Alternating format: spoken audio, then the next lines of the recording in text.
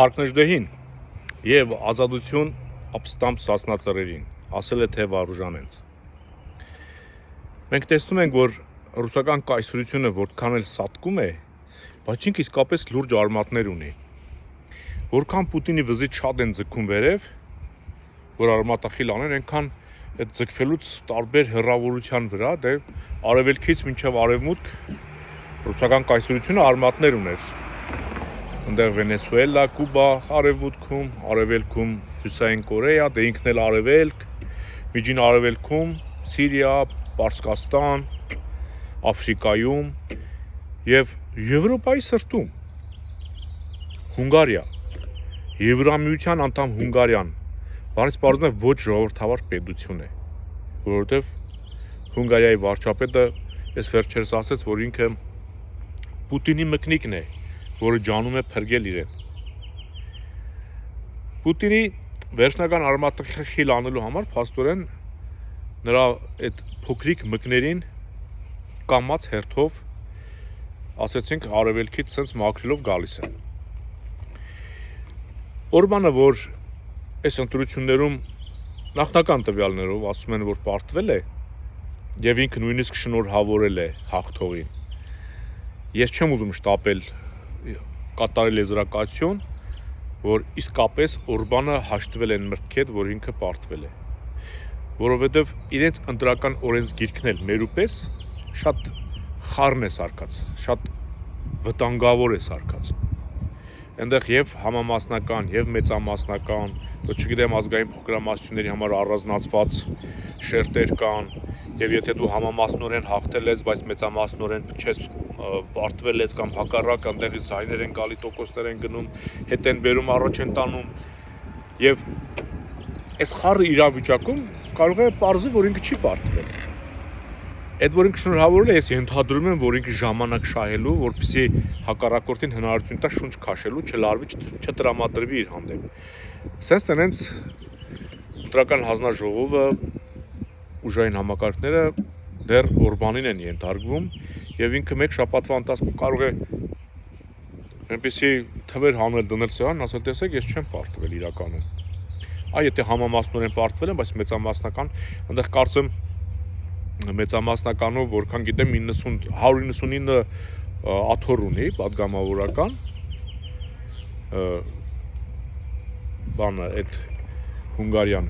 եւ որից 90-ը կարծեմ մեծամասնորեն են աթոռներ։ Եթե հանգարց Օրբանի օլիգարխները կարողացած լինեն այդ 90-ից լուրջ քանակ տարած լինեն, այսինքն 50%-ից ավել, այնտեղից տոկոսները այդտեղ շարժվում են այստեղ։ Այսինքն սա process է, որ դու եթե ռեժիմին հաղթում ես, դեռ նաև պետք է փաստացի հիմնավորես քո հաղթանակը, որը շատ պրոբլեմատիկ է։ Իմիջիայլոց Հայաստանում էլ եթե ընտրակեղծարարություն լինի, որը որ պետք է լինի, եթե այս ամեն ինչ այսպես մնա, դու եթե բողոքարկես, դա մի դժվար ուղի է այդ բողոքարկման process-ը, ծախսատար եւ ժամանակատար։ Մինչեւ դու քեզ հաջողվի համոզես դատարաններով, չգիտեմ, 6-7 ամիս կարող է 1 տարի անցնի։ Պատկերացնում եք, ինչպեսի համակարգ է։ Ասենք որ ազգային ժողովրդարական բևեռն ասում է ընտրական օրենսգրքի փոփոխություն, կուսակցությունների մասին օրենքի փոփոխություն, հասկանում եք, ասես բաները պետք է փոխվեն, որ Հայաստանում հաղթողը հաղթի եւ կարողանա հիմնավորել իր հաղթանակը։ Եթե իշխանությունն է հաղթում, ինքը նեղություն չունի, որովհետև լծակներն իրենն է, եթե ընդդիմությունն է հաղթում, ինքը պետք է process անցնի, շատ դաժան process։ Հիմա ես ենթադրում եմ, որ Պուտինի մկնիկը որքան շնորհավորել է, ինձ թվում է հանդարտեցնելու քաղաքականություն է, որ ինքը տակից իր գործն անի։ Իսկ եթե չհաջողվեց, հավատացեք, իսկապես կամած մոտեցան Պուտինին արդեն, եւ ասեմ մեր տարածաշրջանում ժողովրդավարությունը կհաղթահարի, եթե Պարսկաստանում փոփոխություն լինի։ Մենք խիստ կապված ենք, մենք ասելով մեզ եւ Վրաստանին։ Ես այս ենթադրության եմ եկել, եթե Պարսկաստանում մնան այաթոլաները եւ Ռուսաստանում Պուտինը, քաղաքակիրթ աշխարհը Հայաստանում եւ Վրաստանում ժողովրդավարացման ջանք չի դնի։ Չեմ ասում գա ուժի զորովեսին, բայց ինքը ջանքեր, հիմա տեսեք ազգային ժողովրդարական բևեռը այս պահին, որպես ազգային ուժ, ասենք ժողովրդավար արևմուտքի կողմից այս պահին անտեսված է։ Բայց մենք գիտենք, որ մեզ ճանաչում են, որովհետև կա բանի օրենսդիրների Ամերիկայի Միացյալ Նահանգների օրենսդիրների գրությունը կառավարության, որ իմացած եղեք, որ Հայաստանում նման ուժ կա։ Այսինքն իրենց սրտի ուժը, խոսքը ազգային ժողովրդական բևեռի մասն է։ Սա օդում բառեր չեն, դա իրականում նման գրություն է եղել օրենսդրից դեպի կառավարություն։ Բայց ինչու չեն աջակցում կամ ժողովրդավարությանը ինչու չեն սնուցում։ Որովհետև իմաստ չունի, եթե Պարսկաստանը մնում է այաթոլաներին, իրենք Հայաստանով եւ Վրաստանով ոչ մի խնդիր չեն լուծում։ Անդադ շիկացած մթնոլորտ է լինելու։ Իսկ դրա համար պետք է Պարսկաստանում այդ փոփոխությունը լինի։ Ու եթե մինչև ընտրությունները հունիսի 7-ին, ասենք, այաթոլաները Իրանում մնան, իսկ Պուտինը դեռ տապալված չլինի, որը արդեն ես կասկածում եմ պետք է որ տապալված լինի, Հայաստանում ընտրակեղծարարությունն է աշխատելու։ Նիկոլա անմիջապես իրեն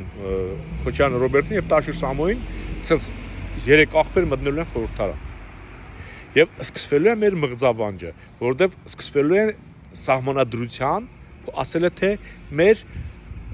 չկատարած հանցագործությունը վիզ վերցնելու process։ Սահմանադրություն են փորձելու փոխեն եւ այդ ընտրությունն էլ կարող, սահմանադրական փոփոխությունների ընտրությունն էլ կարող են կեղծել իրենք։ Այսինքն ժողովուրդը գնան դեմ լինեն փոփոխությանը, բայց իրենք այնց անեն, որ կողմ են։ Եվ Ալիևին ասեն մենք պատրաստ ենք հանձնվել քեզ։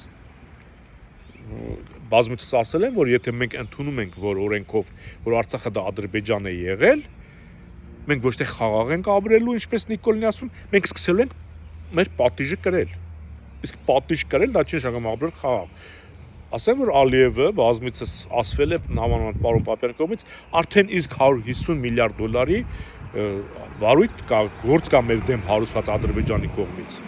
Իսկ եթե սահմանադրորեն վերցրեցինք մեր վրա, որ մենք Արցախ ենք օկուպացրել, այդ 150 միլիարդը բազմապատկվելու է։ Չբազմապատկվել, դա մեր 30-40 տարվա բյուջեն է, մենք չենք կարող այդ պարտքի տակից դուրս գալ եւ կոչնչանանք։ Այսինքն նույնիսկ մարդիկ կան ասում են, եկեք սենց հաշտվենք, մնանք, հզորանանք, որ հետո Արցախի կամ Արևմտյան Հայաստանի հարց բարձրացնենք։ Եթե դու սենց մնացիր, դու դառնում ես մեղավոր։ Իսկ մեղավորին պատժում են։ Իսկ եթե քեզ սկսեցին պատժել, դու չես հզորանալու։ Կամ այս 300 տարի Ռուսիա դա ապրել ես, հզորացել ես, քանակը ավելացել է, թե պակասել է։ Պետություն չունեցող ազգերը շատացել են, բազմացել են։ Քրդերը տեսեք տասնապատկվել են։ Մենք պետություն ունենք, չենք ավելանում, պակասում ենք։ Մենք սխալ շրջապատի մեջ ենք։ Եվ սպասել, որ մենք պետք է հզորանանք,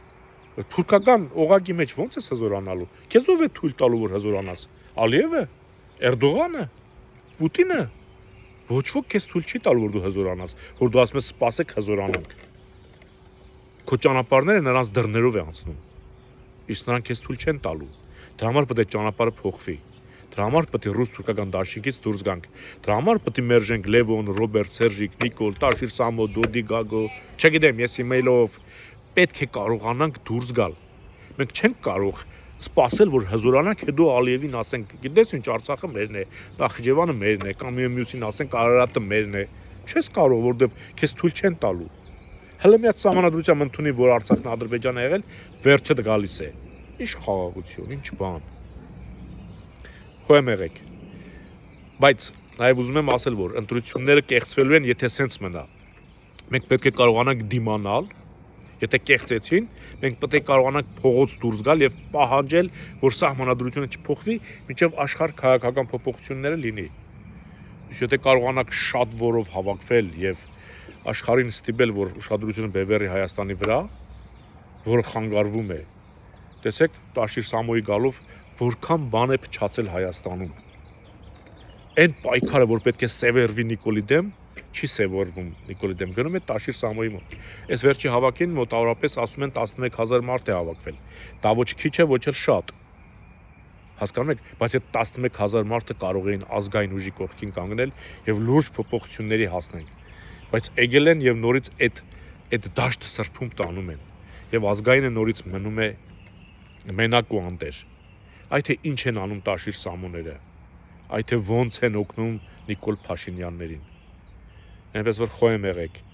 Մենք պետք է պայքարը երբեք չթուլացնենք։ Կապ չունի ընտրությունների։ Ընտրությունները մեր համար մեր պայքարի մի ճակատ ավելացնել է։ Մենք միշտ ենք պայքարել, միշտ ենք պայքարում։ Ընտրություններ ձեռի հետ տանելու ենք։ Կնկարեն, նկարածի դեմ կռիվ կտանք, չեն հասցնի նկարեն, արդար կլինի, թող արդար լինի։ Կհայտնվենք խորհրդարանում կռիվ կտանք, չենք հայտնվի խորհրդարանի դեմ կռիվ կտանք։ Մենք պայքարից չենք հրաժարվելու, բայց դուք պետք է մեզ աջակցեք, որ մենք կարողանանք միշտ լինել պայքարի մեջ։ Մնաք խաղաղությամբ։